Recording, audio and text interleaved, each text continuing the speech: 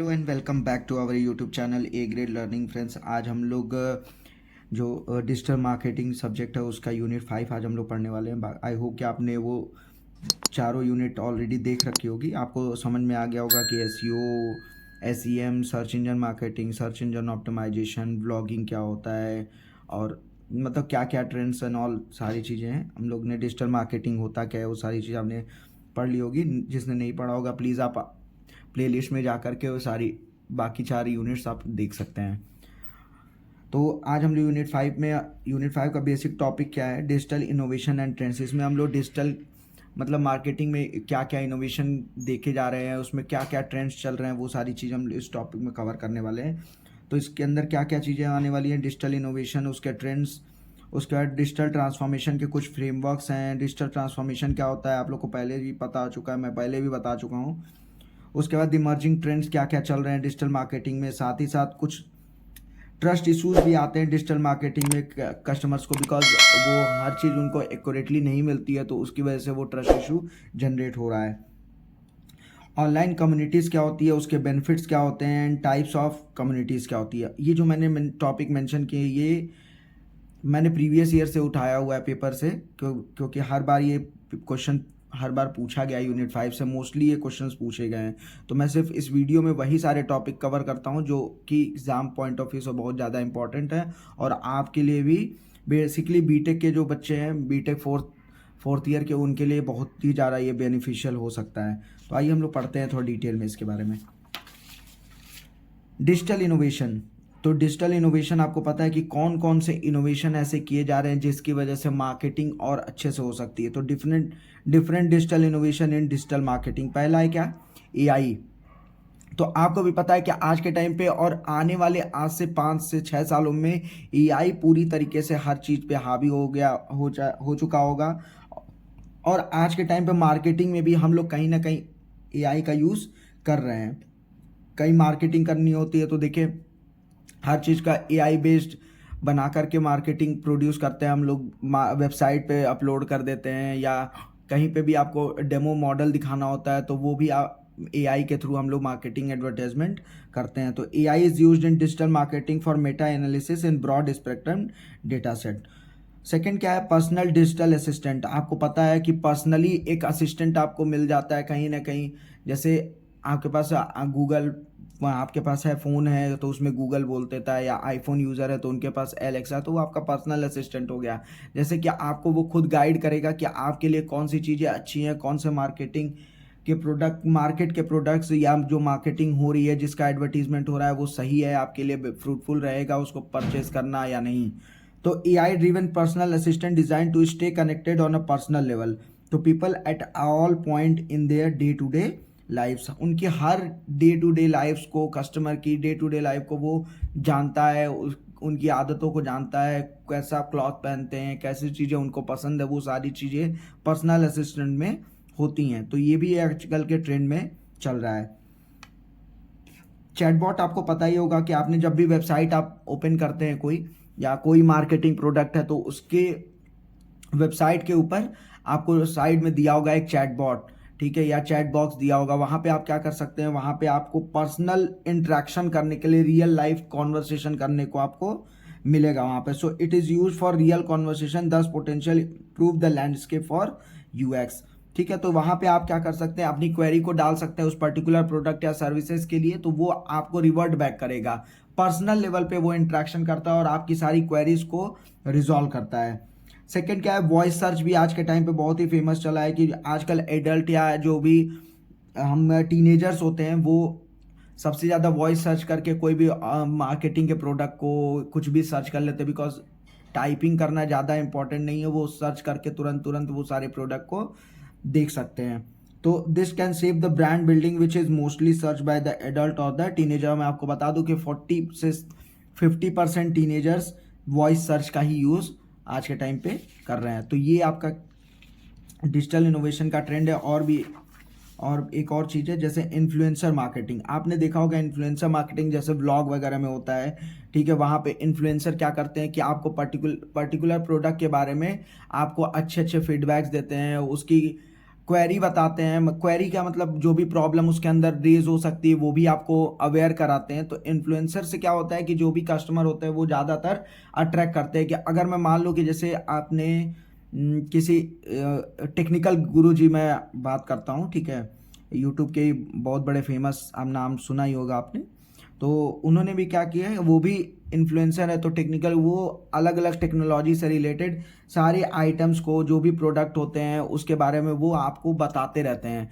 तो वो बताते हैं कि उसमें क्या, उस पर्टिकुलर प्रोडक्ट में क्या, उसके क्या बेनिफिट्स हैं, क्या क्या अच्छे मॉडल्स आए उसके अंदर, ठीक है। तो इन्फ्लुएंसर का काम यही होता है कि लोगों को इन्फ्लुएंस करना, बताना कि हाँ, जो मैं जो प्रोडक्ट बता रहा हूँ वो कहीं ना कहीं सही है, या वो अच्छा भी नहीं हो सकता है पर्टिकुलर कंज्यूमर या कस्टमर के लिए। तो ये सारे आपके क्या हो गए, ये डिजिटल इनोवेशंस हो गए। अब हम लोग कुछ ट्रेंड्स के बारे में पढ़ेंगे। तो डिजिटल मार्केटिंग के कुछ ट्रेंड्स हैं क्या, digital marketing and planning trend. देखिए, डिजिटल मार्केटिंग करने के लिए पहले तो प्लानिंग करना बहुत ज़रूरी है। अगर हम कस्टमर के हिसाब से सोच करके प्लान नहीं करेंगे, मार्केट के सिनेरियो को, पास्ट और फ्यूचर की चीज़ें हम नहीं जानेंगे, तो हम उस चीज़ पे कभी भी बिजनेस को रन नहीं करा सकते, ना ही हमें पर्टिकुलर बिजनेस में कोई इनकम गेन होगी। साथ ही क्या है, मार्केटिंग स्ट्रैटेजी हम लोग प्लान करते हैं। तो ये भी आज के टाइम पे ट्रेंड बना हुआ है कि अलग अलग इनोवेशन और अलग अलग माइंडसेट का माइंड मैपिंग करके और मार्केटिंग स्ट्रैटेजी तैयार की जाती है कि लोगों को हम सही तरीके से टारगेट कर पाए, लोगों को मतलब कस्टमर को हम लोग सही तरीके से टारगेट कर सकें। सर्च मार्केटिंग ट्रेंड, ज़्यादातर लोग सर्चेज अप्लाई कर रहे हैं, तो वो भी एक ट्रेंड में चलता है। सोशल मीडिया ट्रेंड, आपको पता ही है, सोशल मीडिया पे कोई चीज़ पोस्ट कर दीजिए, चाहे किसी भी प्रोडक्ट या किसी भी ब्रांड के बारे में आप सर्च कर दीजिए, और उसके बारे में वो कहीं ना कहीं लोगों तक पहुंच ही जाता है आज के टाइम पे। तो वो सोशल मीडिया का एक ट्रेंड हो गया। ईमेल मार्केटिंग ट्रेंड, ईमेल पे भी आपने देखा होगा बहुत सारे प्रोडक्ट और सर्विसेज के बारे में अपने अपने वो मार्केटिंग और एडवर्टीजमेंट करते रहते हैं। तो वो भी आज के टाइम पे एक ट्रेंड चल ही रहा है। और एनालिटिक एंड रिपोर्टिंग ट्रेंड है, आपको समझ में आ ही रहा होगा। नेक्स्ट हम लोग बात करते हैं क्या, डिजिटल ट्रांसफॉर्मेशन फ्रेमवर्क। तो डिजिटल ट्रांसफॉर्मेशन मैं पिछले भी यूनिट में आपको बता चुका हूं, बट एक बार और फिर से बता देता हूं कि डिजिटल ट्रांसफॉर्मेशन का मतलब क्या है। जो हम लोग टेक्नोलॉजी के ऊपर और ऑर्गेनाइजेशन अपने ऑर्गेनाइजेशन के अंदर वो जो अमेंडमेंट करती है, नई नई टेक्नोलॉजी का यूज़ करके मार्केटिंग परफॉर्म करती है, और उसकी वजह से जो बिजनेस गोल पे कुछ ज़्यादा इफेक्ट पड़ता है, उसी को हम लोग डिजिटल ट्रांसफॉर्मेशन कह रहे हैं। और उसका फ्रेमवर्क क्या है, मतलब digital transform framework is the blueprint for how an organisation move through a period of significant changes.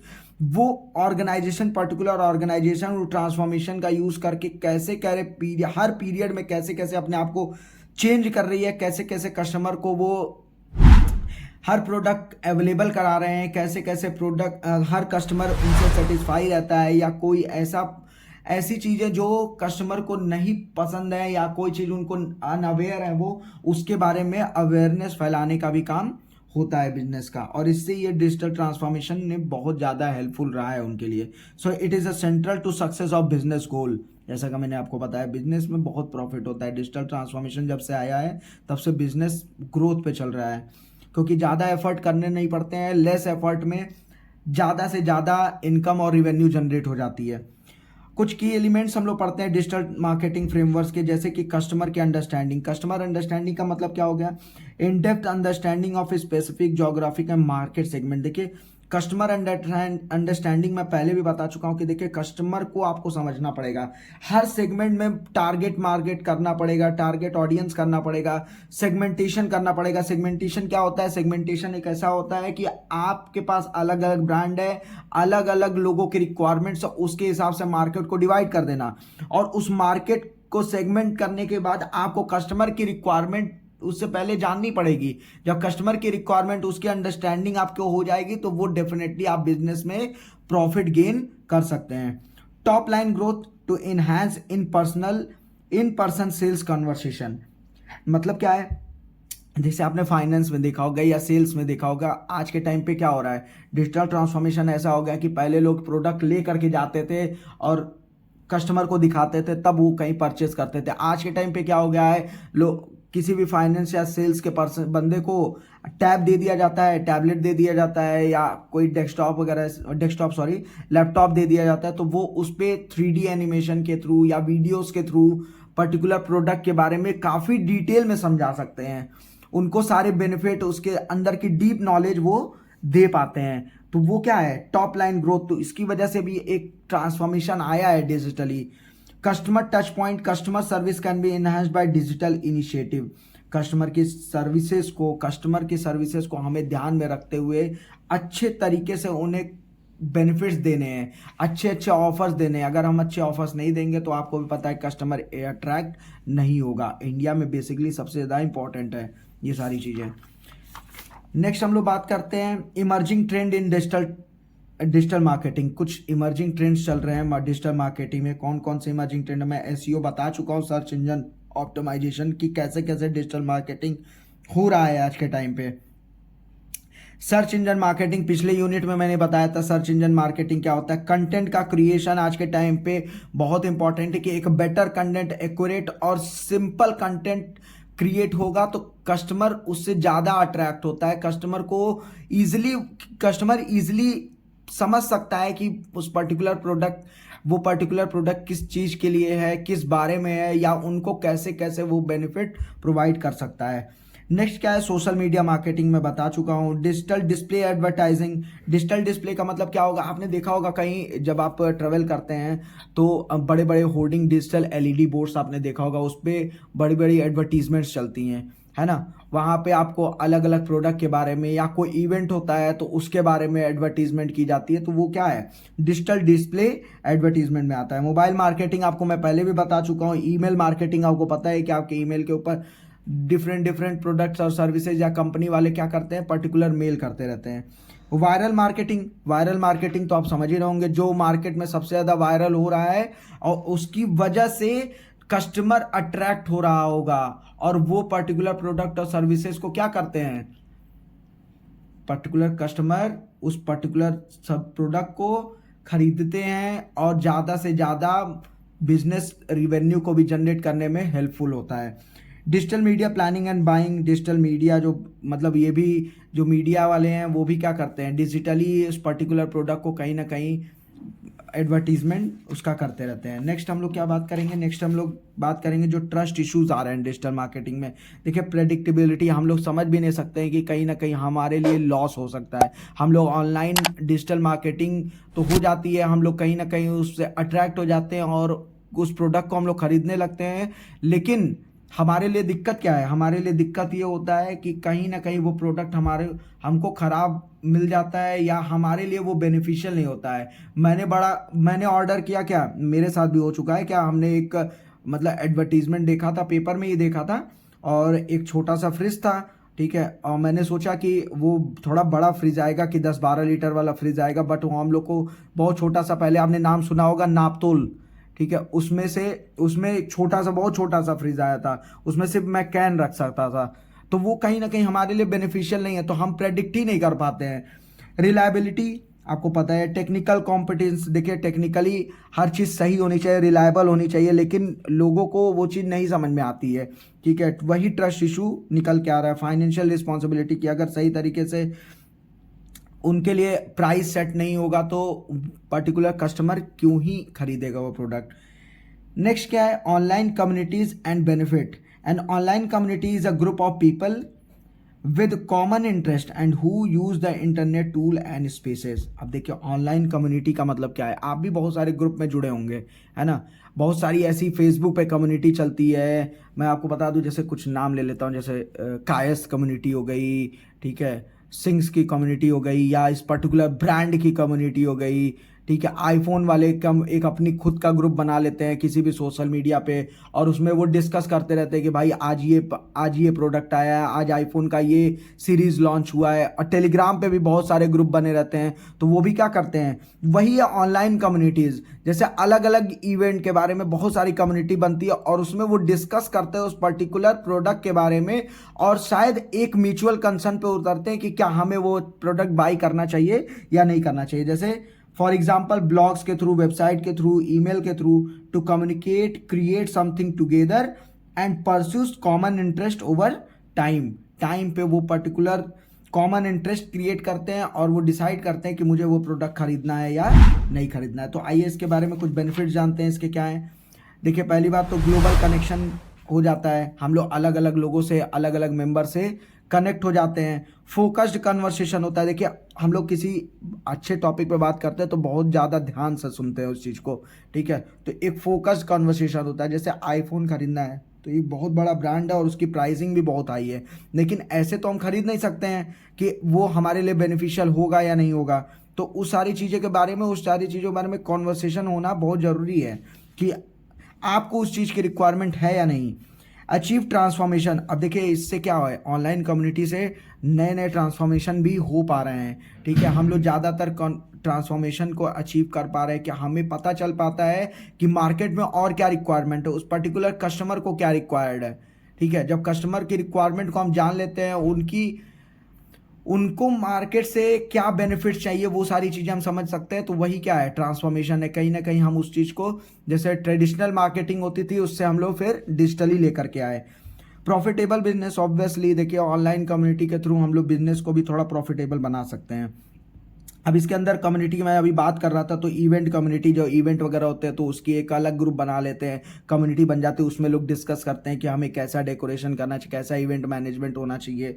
Online brand community, brand की कुछ कम्युनिटीज़ होते हैं, मैंने अभी आपको बताया। सोशल कम्युनिटीज़, सोशल कम्युनिटी में जब पॉलिटिक्स वगैरह की भी बात करते हैं, या आपस में जैसे अपने अपने यूनिट या अपने अपने कास्ट की अपना एक कम्युनिटी बना लेते हैं, ठीक है। तो वो social community. Support communities, support community का मतलब जैसे मान लीजिए आप देखते होंगे कि जैसे कहीं पे कुछ ऐसे मिस हैपनिंग हो गई किसी स्टेट में या किसी पर्टिकुलर सिटी में, तो वो जब बहुत ज़्यादा वायरल हो जाता है तो लोग एक पेटिशन बनाते हैं, एक कम्युनिटी बनाते हैं अपनी, कि उसके खिलाफ हमें आवाज़ उठानी है और हमें वो, उसके लिए हमें न्याय चाहिए, इस टाइप, ठीक है। तो वो क्या है, एक टाइप का सपोर्ट कम्युनिटी है। तो वो भी ऑनलाइन ही वो एक ग्रुप फॉर्म फ्रेम करते हैं, तो वो भी डिजिटल का एक प्लेटफॉर्म है।